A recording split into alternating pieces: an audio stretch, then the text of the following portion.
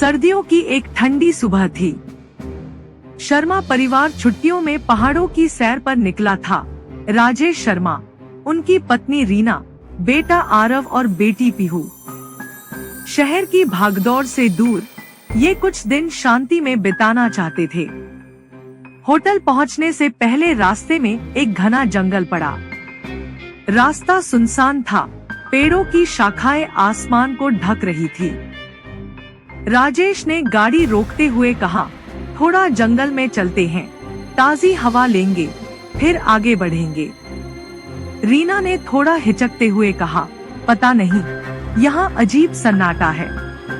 लेकिन बच्चों ने जिद कर ली, बस 5 मिनट चलेंगे पापा। चारों ने गाड़ी जंगल के किनारे खड़ी की और अंदर की ओर चल पड़े।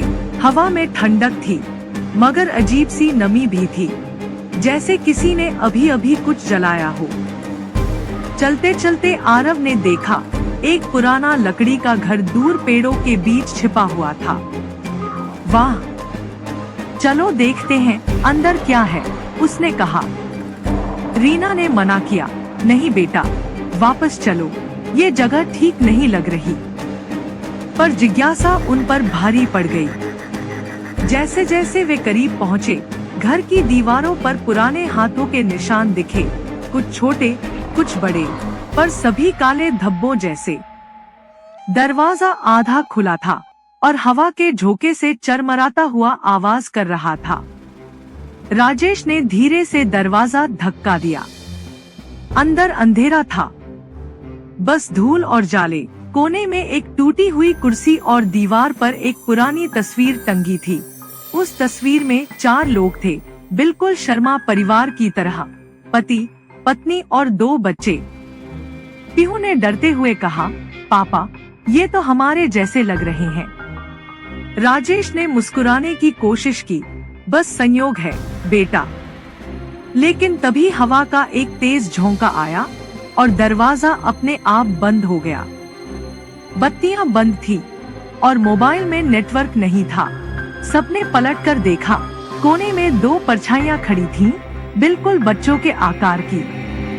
उनकी आंखें लाल थी और चेहरे पर कोई भाव नहीं। आरव डर के मारे पापा से चिपक गया।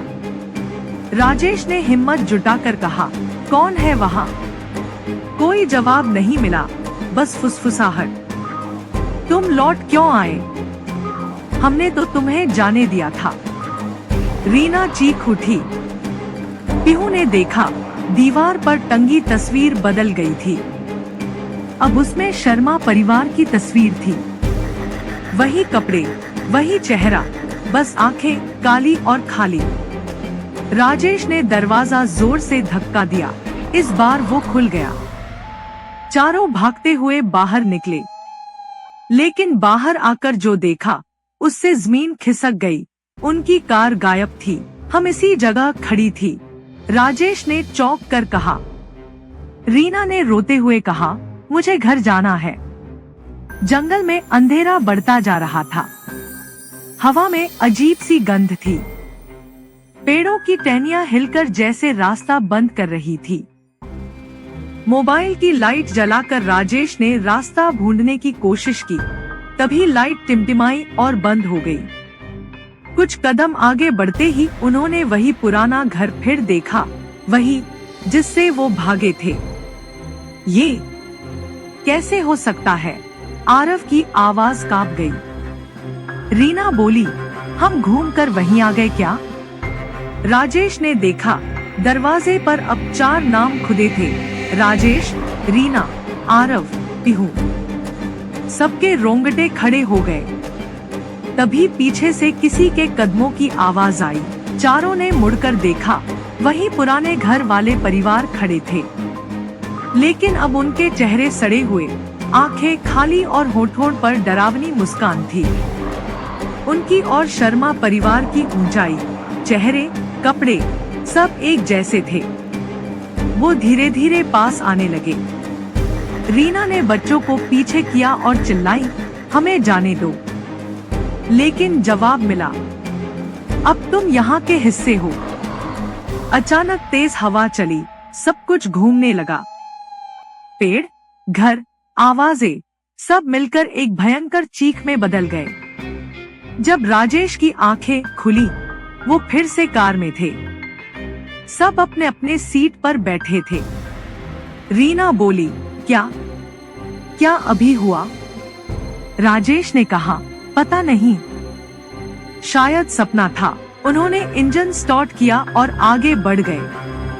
लेकिन पीछे शीशे में झांका तो देखा, जंगल के किनारे वही घर दिख रहा था और दरवाजे पर 4 काले साए खड़े मुस्कुरा रहे थे।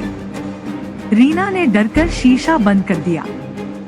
कुछ मिनट बाद कार के रेडियो में खुद ब खुद आवाज आई, तुम फिर लौटोगे, जंगल तुम्हारा इंतजार करेगा।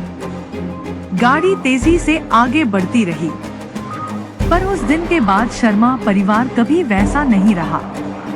रातों में बच्चों की हंसी, दीवारों पर काले हाथों के निशान और नींद में आती फुसफुसाहटें। तुम लौट क्यों आए? हमने तो तुम्हें जाने दिया था। शीर्षक सुझाव, जंगल की परछाइयां, भटकते साए। लौट क्यों आए तुम?